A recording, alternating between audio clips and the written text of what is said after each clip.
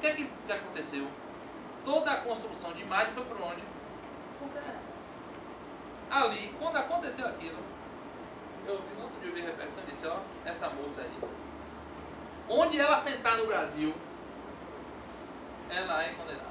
Ela pode sentar no tribunal lá em Santa Catarina, só tem louro igualzinho a ela, vai ser condenada. Pode botar 7 homens, vai ser condenada. Por que vai ser condenada? Porque a coisa voltou para o circo da mídia. E olha que já estavam esquecendo o que eu falo não é a justiça, é a mídia. Já estava saindo de cima. E a partir dali, ela teve uma sucessão de advogados, sinceramente, honestamente, para mim, de qualidade duvidosa, por uma razão muito simples. Permitem fazer um julgamento em que foi um tiroteio, ela atirando nos cravinhos, os cravinhos atirando nela, resultado que aconteceu? Todo mundo morreu, todo mundo condenado. E eu não sei se efetivamente se teve a oportunidade de justiça, se teve a oportunidade de fazer uma boa defesa. Porque você falar no júri, um cara que está do seu lado, uma tese contra você, lembre-se que se você está sentado no mesmo banco que ele, qual é a tendência psicológica de quem está ali vendo? Achar o quê? Vocês estão juntos. É o tal dos juntos, porém separados. Eu separei aqui 5 casos que são bem interessantes. Primeiro, Daniela Pérez, né, que eu já até comentei antes. Daniela Pérez foi talvez, na nossa história recente, um caso de grande repercussão que tomou o Brasil. Uma história recente. Antes você teve Leila Diniz, com Doc Street e tal, e outros tantos aí que sempre figuraram. Mas Daniela Pérez marca a gente porque é quando o homicídio vai para a lei de crimes hediondos, prolatada a lei de crimes hediondos. O caso de Daniela Pérez envolveu, curiosamente, 2 pessoas no show business. Ela, mais o Guilherme de Pádua, que fazia par romântico na novela. Ele se envolve num caso extraconjugal e lá, por uma razão ou outra, junto com a mulher, decide matar o Daniel. E aí você tem toda uma repercussão grandiosa. Né? Teve inclusive gente que ficou retada por causa do princípio da anterioridade à lei penal. Porque virou, no curso do julgamento, virou crime hediondo, só que não podia alcançar quem?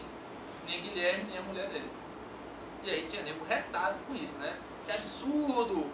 Ou seja, aquela coisa, começamos a fase do direito penal nosso de hipermídia, de resposta imediata e resposta ao arrepio de qualquer noção básica de garantia constitucional.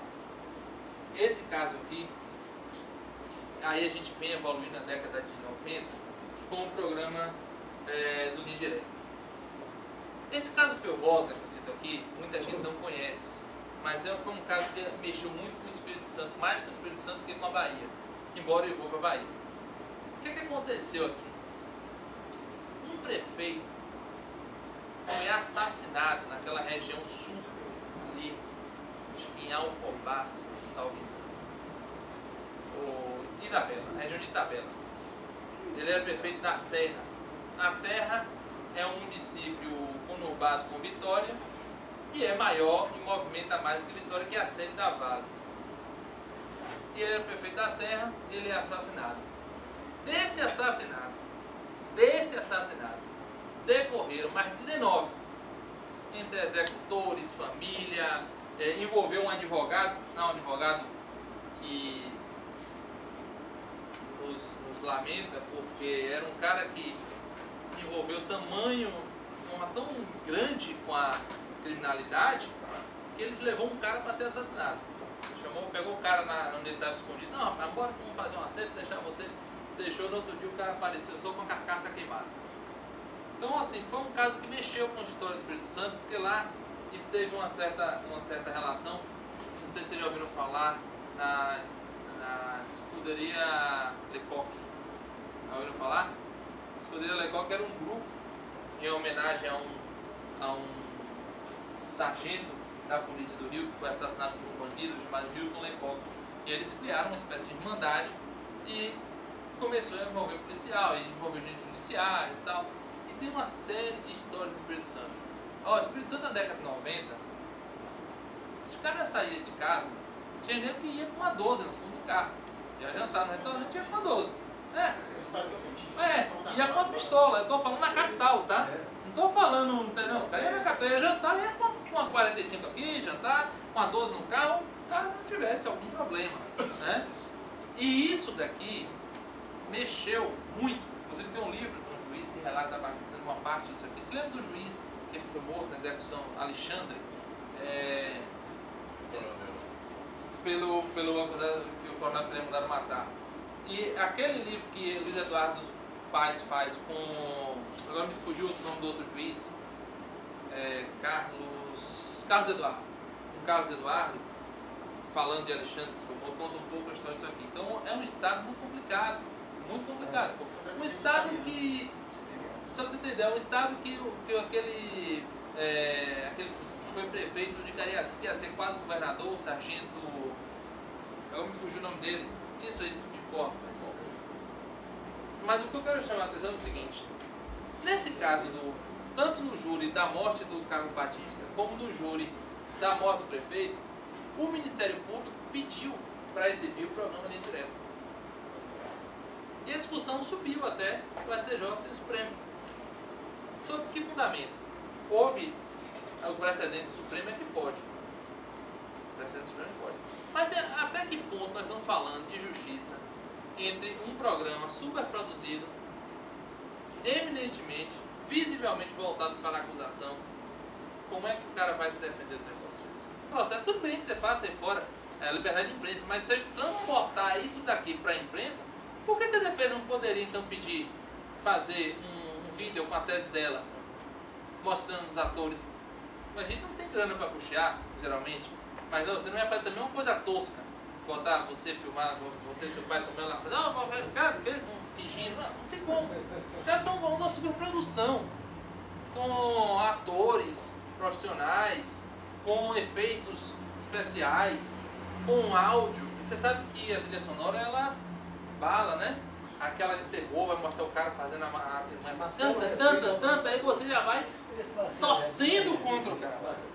Caso Eloá, tem uma particularidade. Caso Eloá teve uma coisa interessantíssima. O pai atingiu. Não, isso aí foi uma repercussão. O cara se deu mal por isso. O cara tá vendo a vida dele lá tranquilo em São Paulo e... Caramba, esse cara parece... Mas não foi isso não. A transmissão ao vivo do crime.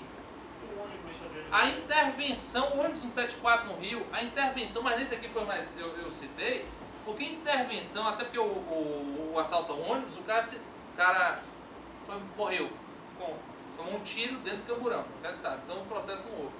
Mas o que eu estou falando aqui, nesse caso aqui, houve intervenção daquela Sônia Abrão para negociar a liberação da moça.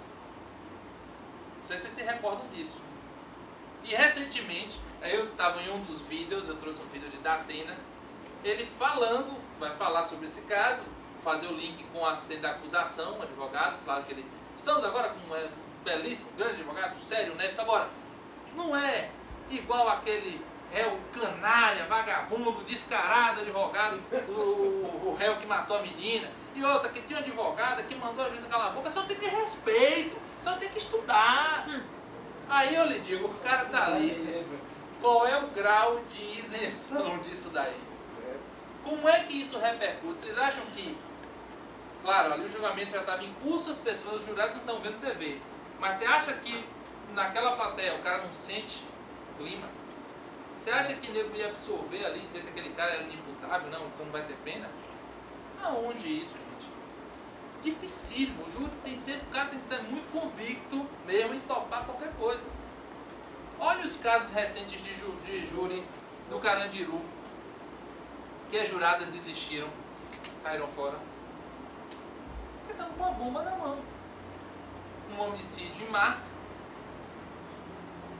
E você dizer que aquele povo todo fez justificadamente é meio complicado. Então, entre vocês, a polícia